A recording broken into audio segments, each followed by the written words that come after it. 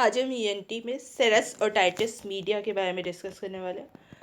तो most common causative organism जो होता है सेरस ओटाइटिस मीडिया का, वो क्या होता है? वो इन्फेक्शन ही नहीं है कोई सेरस ओटाइटिस मीडिया, तो उसका कोई कॉजेटिव ऑर्गेनिज्म नहीं होता है। तो ये बेसिकली सेरस ओटाइटिस मीडिया ना स्टेराइल सेरस फ्लूइड का कलेक्शन होता है मिडिल ईयर में। और एडिनोइड्स नॉर्मली सारे किड्स में प्रेजेंट रहते हैं, बच्चों में प्रेजेंट होते हैं, जबकि वो प्यूबर्टी के टाइम पे और 20 इयर्स के अराउंड डिसअपियर होने लगते हैं।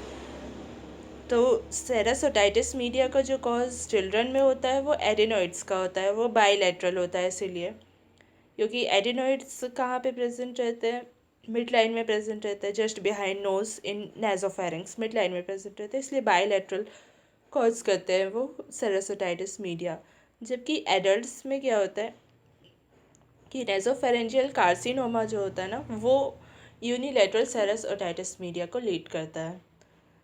नेज़ोफेरेंजियल कार्सिनोमा अब एक ही साइड में होता है, इसीलिए यूनिलेटरल सेरस ओटाइटिस मीडिया होता है एडल्ट्स में। और ये ना मिड लाइन से अराइज नहीं होता है नेज़ोफेरेंजियल कार्सिनोमा, बल्कि लेटरल वॉल से अराइज होता है। इसीलिए यूस्टेशियन ट्यूब ब्लॉकेज जो होता है एडल्ट्स में, वो उस पर्टिकुलर साइड का होता है, दोनों साइड्स का नहीं होता है। इसीलिए यूनिलेटरल सेरस ओटाइटिस मीडिया होता है एडल्ट्स में नेज़ोफेरेंजियल कार्सिनोमा के कारण। हाइपरट्रोफिड एडिनोइड मोस्ट कॉमन कॉज होता है सेरस ओटाइटिस मीडिया का। इन पर्टिकुलर अगर हम बोले, मतलब इन जनरल अगर हम बोले, तो मोस्ट कॉमन कॉज हाइपरट्रोफिड एडिनोइड होता है। और अदर कॉजेज़ क्या होते हैं? पैलेटल एबनॉर्मेलिटीज़ भी हो सकती है, जैसे कि क्लेफ्ट पैलेट चिल्ड्रन में, क्योंकि पैलेटल मसल्स भी ओपन करती है यूस्टेशियन ट्यूब को। तो अगर वो ओपन नहीं करेगी सही से, तो फिर यूस्टेशियन ट्यूब ब्लॉक हो सकता है। और अगर यूस्टेशियन ट्यूब ब्लॉक होता है मास के कारण, तो यूस्टेशियन ट्यूब का प्रेशर नेगेटिव हो जाता है, जिसकी वजह से ट्रांसुडेशन होता है और फ्लूइड कलेक्ट हो जाता है मिडिल ईयर में। अब यहाँ पे क्या पेन होगा, दर्द होगा पेशेंट को? नहीं, पेन नहीं होता है, क्योंकि इन्फेक्टिव नहीं है वो। सेरस ओटाइटिस मीडिया में जो फ्लूइड होता है वो स्टेराइल होता है। और इन केस ऑफ एलर्जी क्या होगा? फ्लूइड इतना, in case of allergy pain हो सकता है, बट ऐसे नहीं होगा। फ्लूइड कभी भी इतना नहीं होता है कि वो टिम्पैनिक मेम्ब्रेन को अफेक्ट करे, इसलिए कोई पेन नहीं होता है, टिम्पैनिक मेम्ब्रेन बल्ज नहीं होता है। अब हियरिंग लॉस होता है, क्योंकि हियरिंग लॉस क्यों है?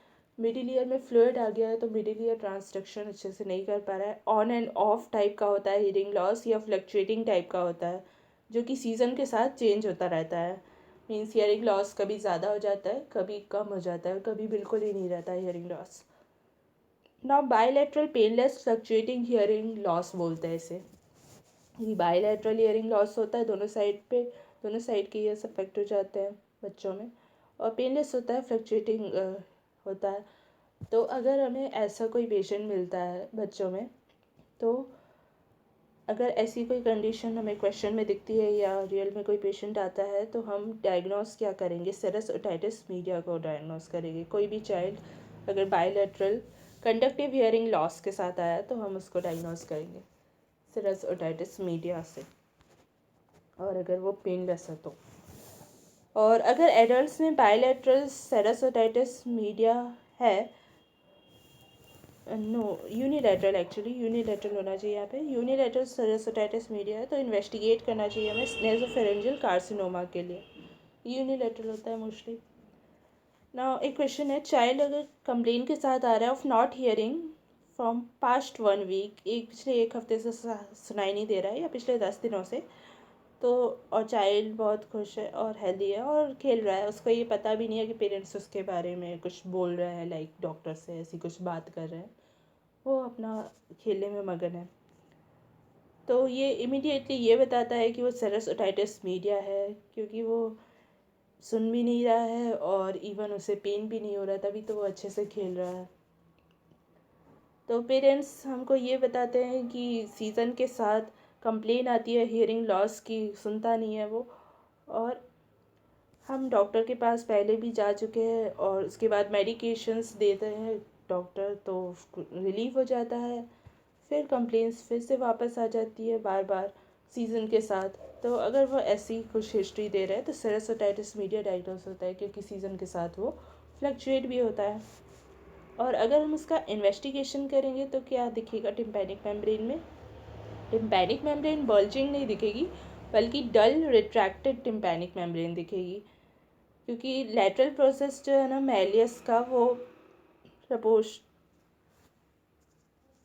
प्रोमिनेंटली दिखेगा और ट्रांसलूसेंट नहीं दिखेगा। लैटरल प्रोसेस जो मैलियस का है वो प्रोमिनेंट ऐसे करके बाहर बल्जिंग टाइप का हल्का सा दिखेगा, पर ट्रांसलूसेंट नहीं दिखेगी टिम्पैनिक मेम्ब्रेन, बल्कि डल रिट्रैक्टेड दिखेगी। और जब यूस्टेशियन ट्यूब ऑब्स्ट्रक्टेड रहता है लंबे समय तक तो फ्लूइड जो है थिकन होने लगता है, एकदम चिपचिपा सा, और ग्लू टाइप का होने लगता है, एकदम ग्लू स्टिकी जैसा होने लगता है। इसलिए उसको क्या बोलते हैं, ग्लू ईयर भी बोलते हैं इस टाइप के ईयर को, जब सेरेस ओटाइटिस मीडिया होता है तो। और उसका ब्लूइश अपीयरेंस भी होता है, एकदम टिपिकल ब्लू नहीं होता है, पर हल्का सा ब्लूइश, लाइटिश ब्लूइश टिंज होता है। और बबल्स भी आ जाते हैं टिम्पैनिक मेम्ब्रेन में। ऐसा क्यों होता है? क्योंकि कोलेस्ट्रॉल का प्रेसिपिटेशन हो जाता है टिम्पैनिक मेम्ब्रेन में, तो इसलिए ये सब अपीयरेंस दिखता है। तो अगर टिम्पैनिक मेम्ब्रेन बहुत ज़्यादा ब्लू है ना, तो वो दूसरा कंडीशन होता है, हीमाटोमा का कंडीशन होता है, टेम्पोरल बोन के फ्रैक्चर के केस में होता है ये चीज़। तो बहुत ज़्यादा ब्लू नहीं दिखना है हमें, हल्का सा ब्लूइश टिंज दिखेगा सेरेस ओटाइटिस मीडिया में। नाउ कन्फर्मेटरी टेस्ट क्या होते हैं? अगर सेरेस ओटाइटिस मीडिया हमें सस्पेक्ट हो रहा है तो उसके लिए हम कुछ कन्फर्मेटरी टेस्ट करेंगे। तो अगर राइट सेरेस ओटाइटिस मीडिया है तो उसमें क्या क्या फाइंडिंग्स मिलेगी, देखते हैं। रिनीज टेस्ट जो है नेगेटिव मिलेगा राइट ईयर में, क्योंकि कंडक्टिव हीयरिंग लॉस है, तो नेगेटिव आता है उसके केस में। और वेबस क्या मिलेगा? टूवर्ड्स वर्स्ट ईयर मिलेगा, क्योंकि कंडक्टिव हीयरिंग लॉस में सेम साइड जाता है, यानी कि डिसीज साइड में, इसलिए राइट साइड में ही जाएगा। तो क्योंकि सेरेस ओटाइटिस मीडिया बायलैटरल होता है, इसलिए वर्स्ट लिखा हुआ है इसमें इंस्टीड ऑफ वर्स। तो लेफ्ट ईयर में भी होगा ही चाइल्ड का तो, लेकिन अगर मान लो राइट ईयर ज़्यादा हियरिंग लॉस है राइट ईयर में, तो फिर वो उस साइड में लैटरलाइज होगा। तो वो हमें पता चल जाएगा वेबर्स टेस्ट से कि किस में ज़्यादा हियरिंग लॉस है, कौन सी ईयर में।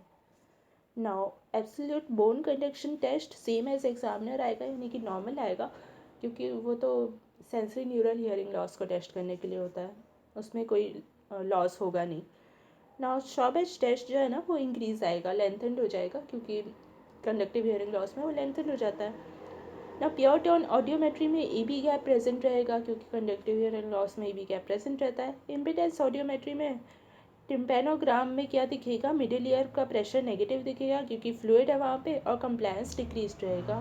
टिम्पेनिक मेम्ब्रेन की मोबिलिटी भी कम हो गई है, बल्ज नहीं हुई है बट मोबिलिटी तो कम हो गई है ना।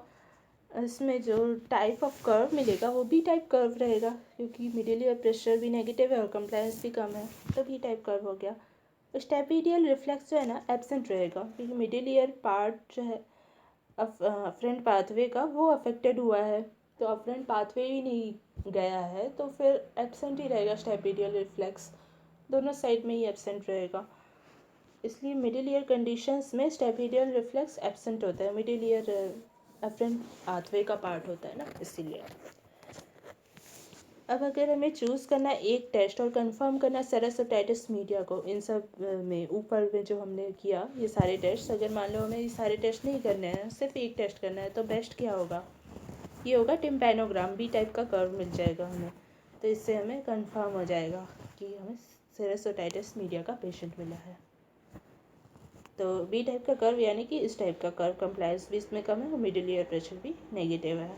यहाँ से शुरू हो जा रहा है स्टार्टिंग से इसका कर्व। ना एक क्वेश्चन है, 50 ईयर्स का मेल है, उसको नेज़ल ऑब्स्ट्रक्शन है और डिक्रीज हियरिंग है राइट ईयर की, तो टिम्पैनोमेट्री कुछ इस तरह की मिली है, डायग्नोसिस क्या होगा?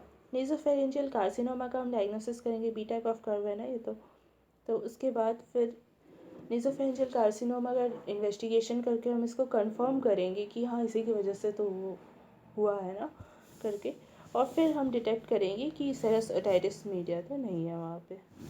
फिर एक और क्वेश्चन है, सेरेस ओटाइटिस मीडिया कंफर्म कर लिया गया है एक चाइल्ड में जिसकी लेस हियरिंग है, तो हम एडेनोइडक्टोमी के लिए जाएंगे या मेडिकल मैनेजमेंट के लिए जाएंगे? तो कॉज या तो फिर इधर इंक्रीज प्रोडक्शन होता है या ऑब्स्ट्रक्शन होता है ड्रेनेज में, जिसकी वजह से फ्लूइड आ जाता है मिडिल ईयर में, है ना। तो हाइपरट्रोफीड एडेनोइड्स होते हैं, इसकी वजह से सबसे कॉमनली इसी वजह से होता है सेरस ओटाइटिस मीडिया, है ना।